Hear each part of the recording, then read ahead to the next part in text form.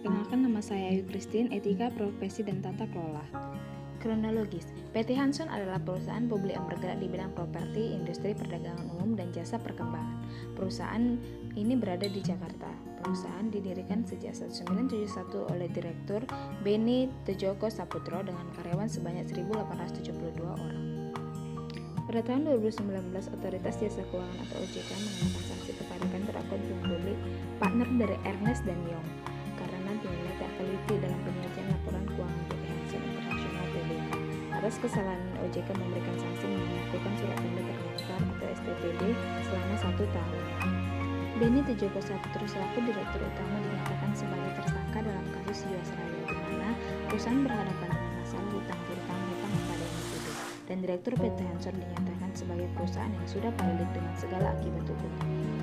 Deputi Komisioner Komnas Besar Modal pertama Jasin Septriana dalam suratnya mengatakan bahwa Sherly Jakom dari kantor akuntan publik Purwantono, Sungkoro, dan Suja terbukti melanggar Undang-Undang Pasar Modal dan Kode Etik Profesi Akuntan Publik dari Institusi Akuntan Publik Indonesia.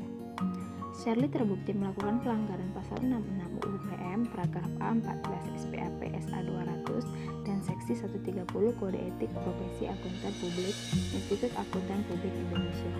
OJK menilai KAP ini melakukan pelanggaran karena tak cermat dan teliti dalam mengenai laporan keuangan PT Hanson International Tbk untuk tahun buku 31 Desember 2016. Selain itu, dalam laporan keuangan tersebut juga tak mengungkapkan adanya perjanjian pengikatan jual beli atas kafling siap bangun tertanggal 14 Juli 2019 yang dilakukan oleh Hanson International sebagai penjual.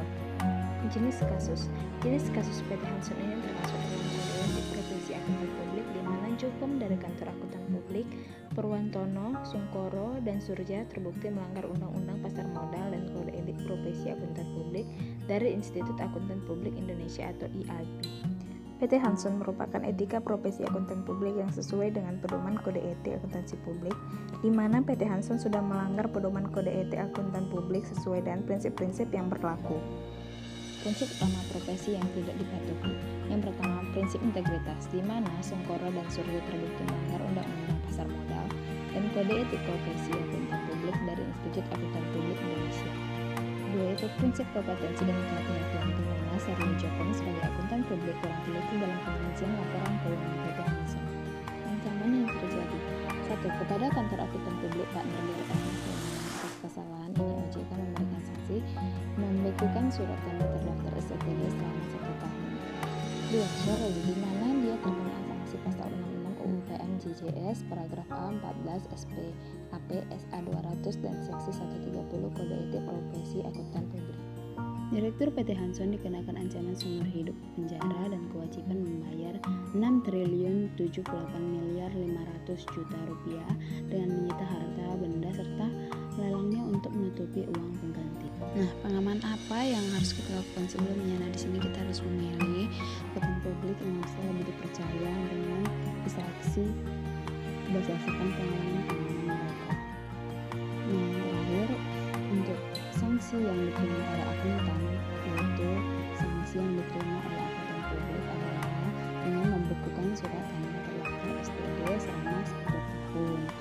Nah, sekian satu kasus pelanggaran kode etik profesi akuntan dari saya. Terima kasih, bye bye.